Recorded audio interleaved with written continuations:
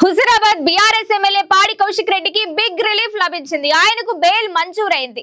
కరీంనగర్ లో 2 అదనపు junior civil judge Kaushik రెడ్డిపై నమోదైన రిమాండ్ రిపోర్ట్ ను కొట్టివేశారు. హుజురాబాద్ బీఆర్ఎస్ ఎమ్మెల్యే పాడి కౌశిక్ రెడ్డికి బిగ్ రిలీఫ్ లభించింది. ఆయనకు బెయిల్ మంజూరైంది. కరీంనగర్ లో 2 అదనపు junior civil judge Premalatha Kaushik రెడ్డిపై నమోదైన రిమాండ్ రిపోర్ట్ ను కొట్టిపారేశారు.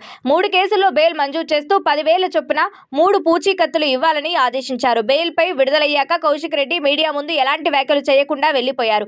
అందరికీ సంక్రాంతి పండుగ శుభాకాంక్షలు తెలిపిన ఆయన హైదరాబాద్ కు వెళ్లాక అక్కడే అన్ని వివరాలు వెల్లడిస్తానని చెప్పుకొచ్చారు. అయితే పోలీసులు జడ్జి వద్దకు తరలించే క్రమంలో మాత్రం కౌశిక్ రెడ్డి మీడియాతో మాట్లాడారు. కాంగ్రెస్ పార్టీ ప్రజలకు ఇచ్చిన హామీలను అమలు పరిచే వరకు తాను ప్రశ్నిస్తూనే ఉంటానని, ఎన్ని కేసులు పెట్టినా వదిలిపెట్టే ప్రసక్తే లేదని స్పష్టం చేశారు కౌశిక్ రెడ్డి.